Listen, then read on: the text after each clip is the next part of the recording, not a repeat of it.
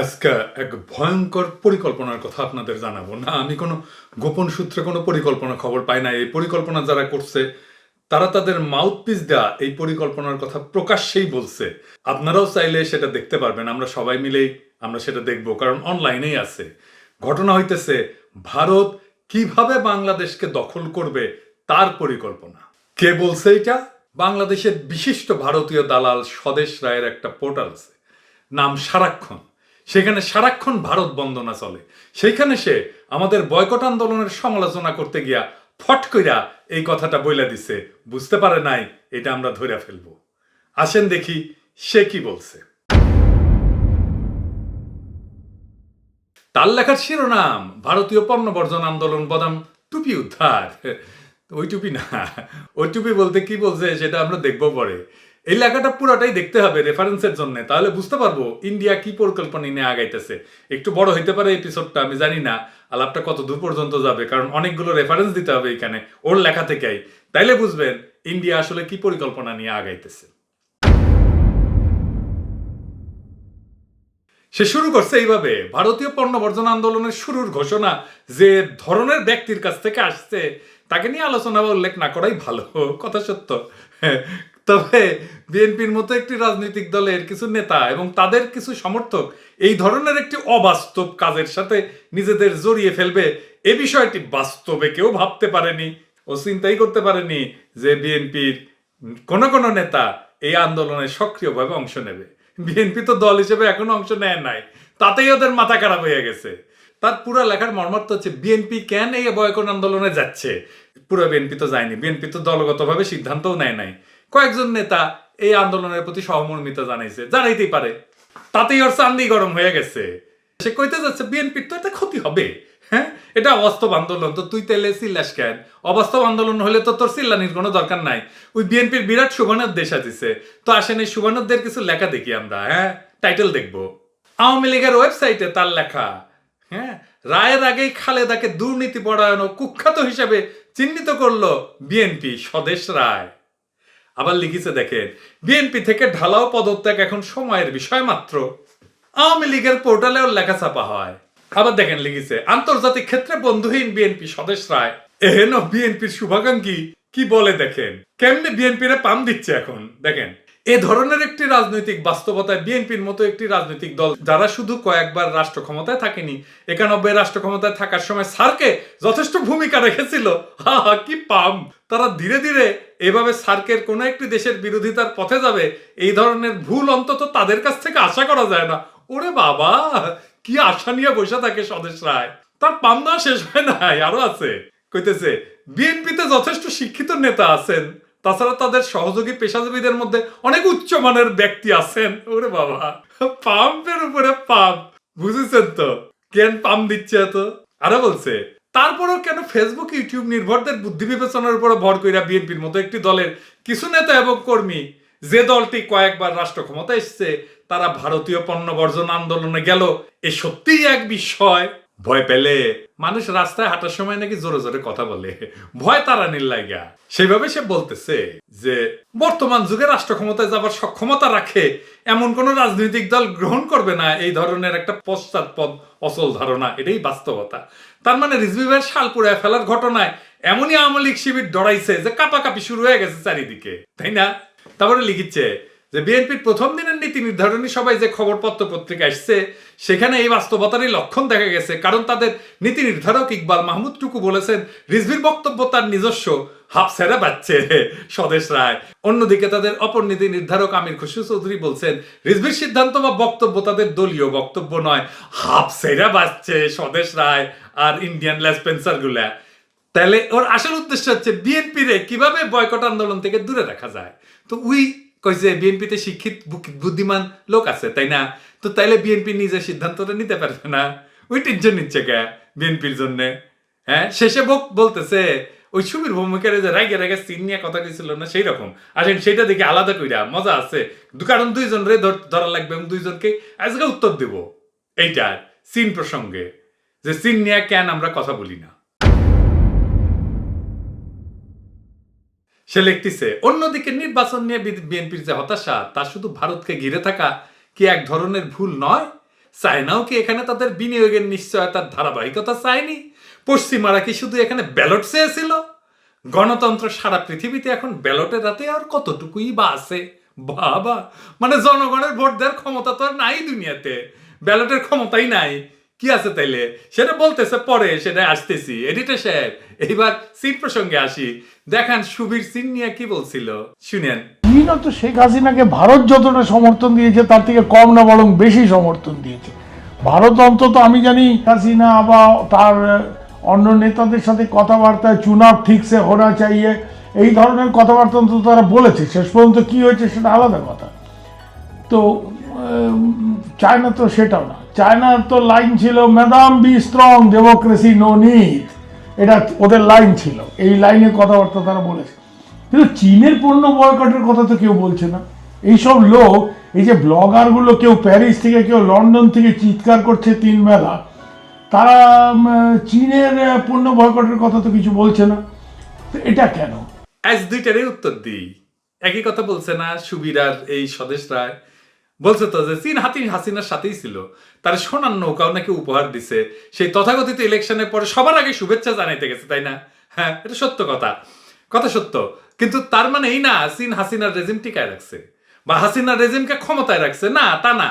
এইটা স্ট্যান্ডার্ড কূটনীতি। ক্ষমতায় যারা থাকে যেভাবেই থাকুক, অন্য রাষ্ট্রগুলো তার সাথে কূটনৈতিক সম্পর্কে আগায় থাকতে চায়। এ ছবিটা দেখেন, খন্দকার মুস্তাকের সাথে কে জানেন? মুজিব জয় বাংলা হওয়ার পর দিন প্রথম কে শুভেচ্ছা জানাতে গেছিল খন্দকার মুস্তাককে? সমর সেন, সেই সময় ইন্ডিয়ান অ্যাম্বাসাডার। তার মুখে হাসি দেখেছেন? মনে হচ্ছে না মুজিব জয় বাংলা হয় সে সবচেয়ে খুশি হয়েছে, তাই না? এটা কূটনীতি।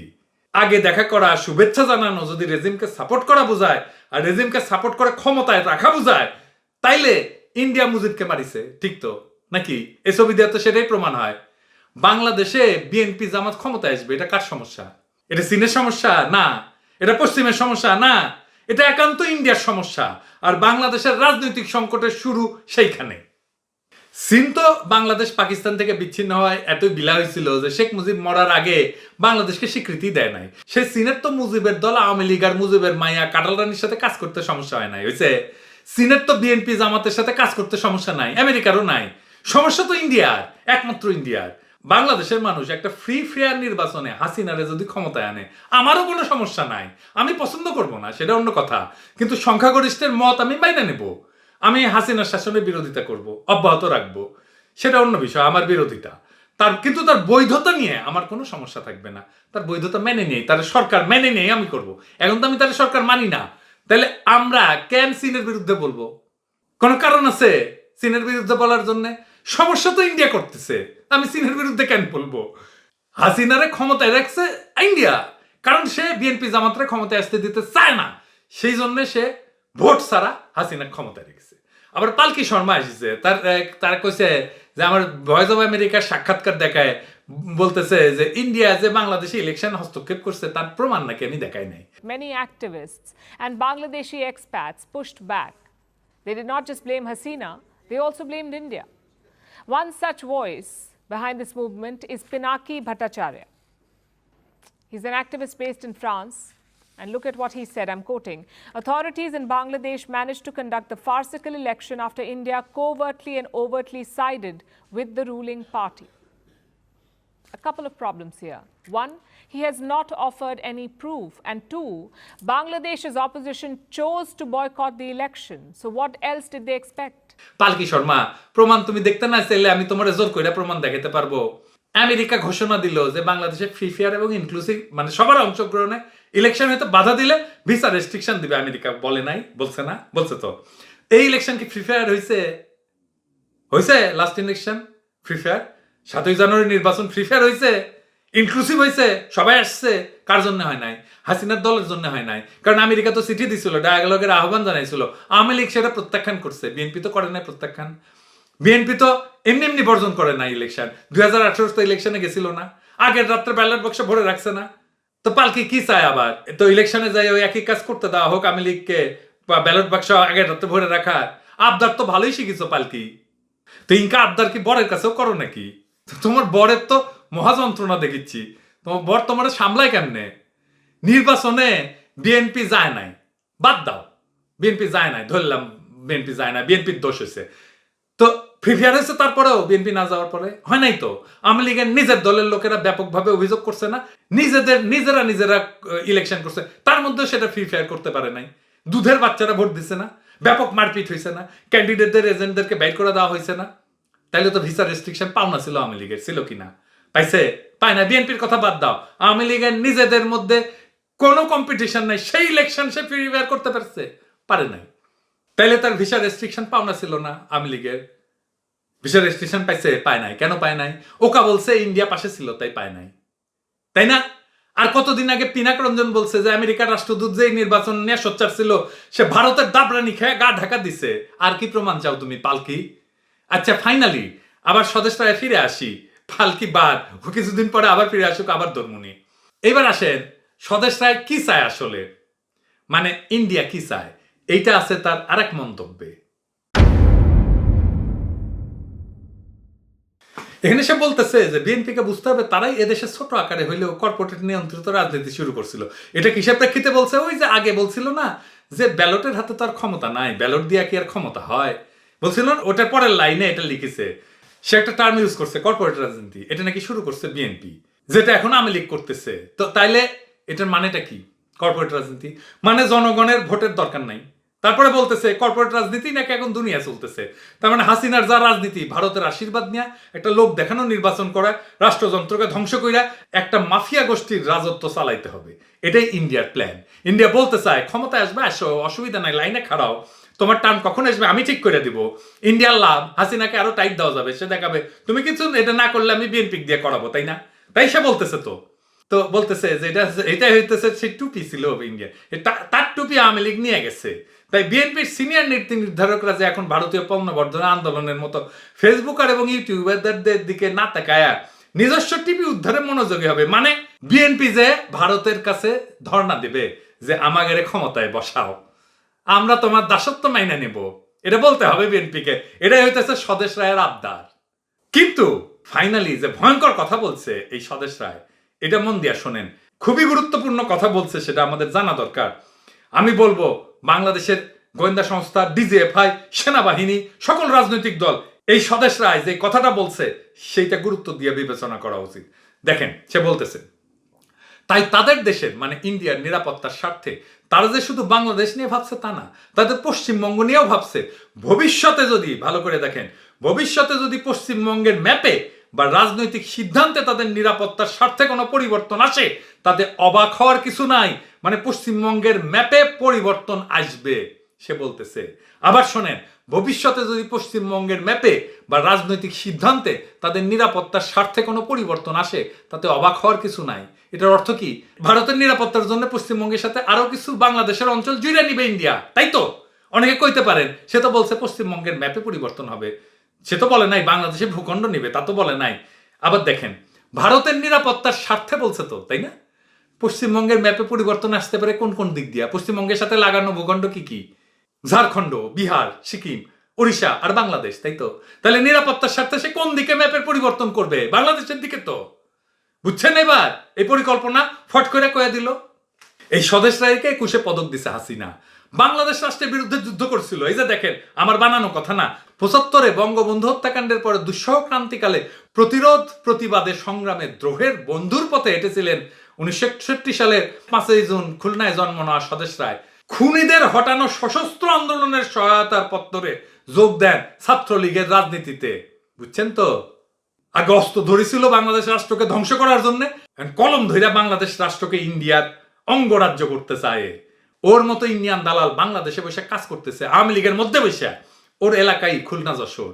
আর এই এলাকারে ক্রিমিয়া যেভাবে রাশিয়া নিয়ে নিছে, ইন্ডিয়া ওইভাবে নিয়ে নেবে। প্ল্যান শুরু করে দিছে, এটাই তো বলছে সে। অবাক হইয়ান না প্ল্যান করলে? একটা হিন্দু মুসলমান দাঙ্গা লাগায় ইন্ডিয়ান আর্মি ঢুকাই দেবে, মুসলমানদের খেতে দেবে, তারপর একটা গণভোট করে ফেলবে ইন্ডিয়া। তাহলে কাশ্মীরের চাইতে আরামে ওই অঞ্চল খাইয়া ফেলতে পারবে ইন্ডিয়া। পূরণ হবে স্বদেশের আশা। ভবিষ্যতে যদি পশ্চিমবঙ্গের ম্যাপে বা রাজনৈতিক সিদ্ধান্তে তাদের নিরাপত্তার স্বার্থে কোনো পরিবর্তন আসে, বোঝা গেছে এবার কথাটা? স্বদেশ রায় তার স্বদেশ খুঁজে পাবে তখন। অন্তত তার আগে আমরা আমাদের কর্তব্য কইরা যাই।